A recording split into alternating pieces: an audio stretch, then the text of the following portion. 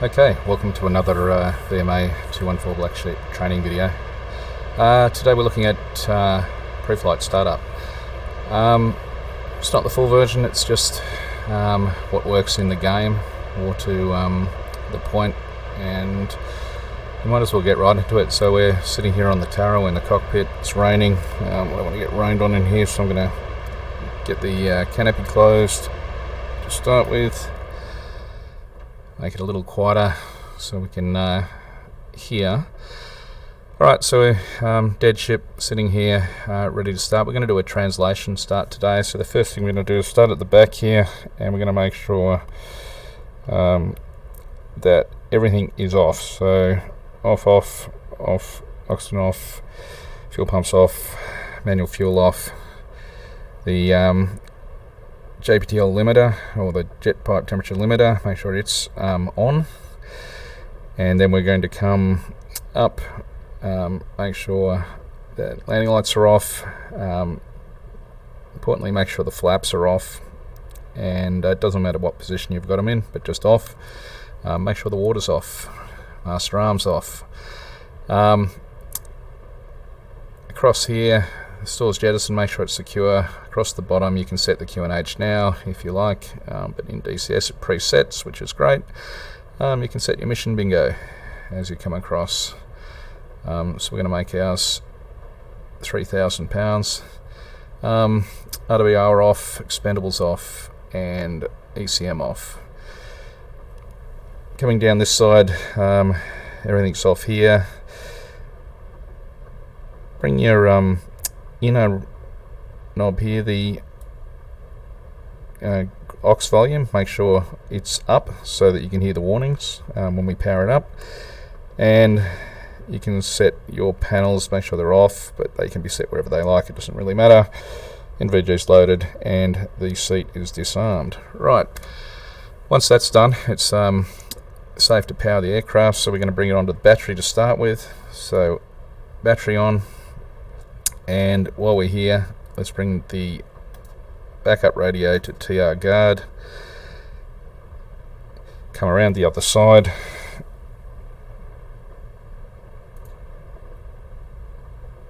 DEX control on, fuel on, oxy on. Come forward, set your lights as desired. On the carrier here, we're just going to put the anti-col on, and we're going to move the light switch to norm. Fuel pumps on, and then we can swing all the way back around, and we're going to start the APU. So APU start, and we'll hear it firing up. Generator. Okay, so we get master caution Flash flashing, failure. master Flash warning failure. flashing, Caution. flaps, Caution.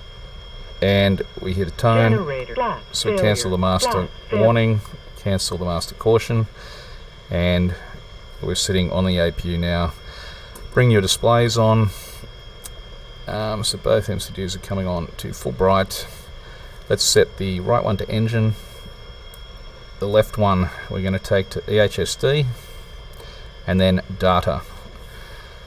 And we're right to start the alignment process now. So come straight down from here, down to your IRS, and we're going on, as we're on the Tarawa, we're going to set it to C. Caution. Check back and have a look. It says quality, Caution. attitude Caution. not okay, and we've got timing down. Cancel the master caution. Okay, so we've got our RS aligning, and while we're down here, it's not a bad time to put the FLIR on and the DMT on. Once that's set, we can start to get the aircraft ready to start. So we'd be coordinating outside, but since it's a game we don't have to, so we can just commence the engine start. So first thing we want to do is check the throttle is in the idle cutoff, which it is, and make sure your stow stop's all the way back, which it is, and your nozzles are set to roughly the 10%, which is about there. Once that's done, we can come back across the other side. I find it's been low light, bad weather, it's a good time now to turn the brightness up on the engine indications up here, because during the start we're going to lose power, and the translation start when it switches from the APU generator over to crank the engine, and then the engine generator will come up. So hit the starter and you'll hear the APU wind down, and then we'll hear the engine begin to spool. Caution, caution. Master caution, APU winding down,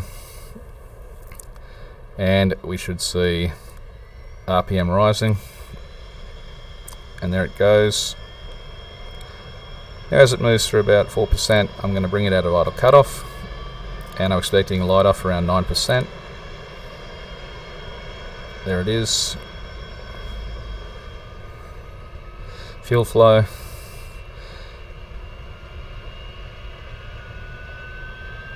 And the generators will come online about 24%. There they go.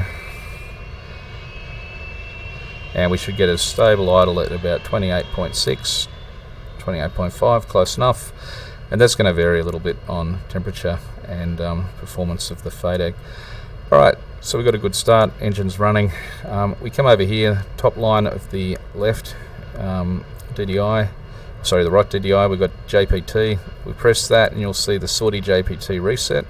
There it is, back to 389. Okay, now that's done, we can come down around to this side, and we want to do a limiter test. So let's bring the JPTL to off. Limiter off. We should Limiter see off. an RPM rise, Limiter but stabilise, off. Limiter off. which it has, and we'll turn it back on. And then we want to come forward, bring the flaps to on, and they've dropped into the auto position, and for takeoff that's 25. Down the bottom here we got the flaps bit test, so we'll run that. Normally this would all be done in coordination with the ground crew and they'd be monitoring the flaps bit, but Caution, we'll run it, caution. and the flaps will cycle, Flap failure. Flap a failure. couple of warnings, and then it'll stabilise. And we're going to come straight back up, and we can see that we're just about timed out on our alignment process as it's counting down. So the quality's now counting down. We should get 0.07, then OK. So we've got 0.07 OK. Let's bring it into IFA, and we'll get another warning as it moves out of nav to IFA, but that's normal. So nav, Caution, IFA, caution. another warning. So now we've got GPS assisted navigation backing up the INS. Okay, once that's done, that screen turns red. We can sit here and play around with waypoints and load, but that's not part of this. And we'll hit the data button again to return to the normal EHSD. Once we're there, I normally go into expanded scale.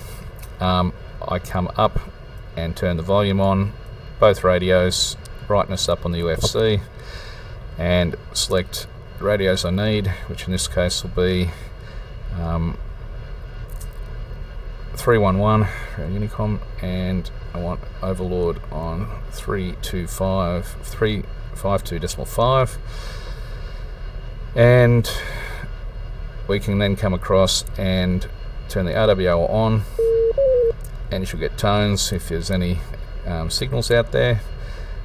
Leave our expendables off while we're on the deck here, and the ECM we can move to standby if we had a pod loaded. Now if I move it to standby now,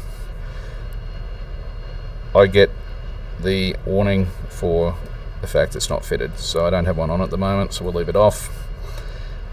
Swinging back down this side, we can adjust our panel lighting, console lighting, flood lighting, and we are ready to go. Now once you're in this position here, we can go straight in and start to configure the UFC to some of the options that we need. So on this flight we want to have a low altitude warning set for 250 feet. I can enter that into the UFC. I want to set the Taro as TACAN at 10 X-ray, so there's 10 on. Now to check its X-ray, we come over to the ODU here, and then you see X-ray is selected, transmit receive is selected due to those two columns that are next to transmit receive. So if I went to receive only, columns have moved down, TR. If I press X-ray, it'll swap to Yankee and back to X-ray, and you can see we have in here, we have our TACAN information at the top of the HSD, and it also will default TACAN on. So we can either leave TACAN on, which we're going to leave because I want that up in the HUD, the TACAN for our departure. So if I cycle the TACAN quickly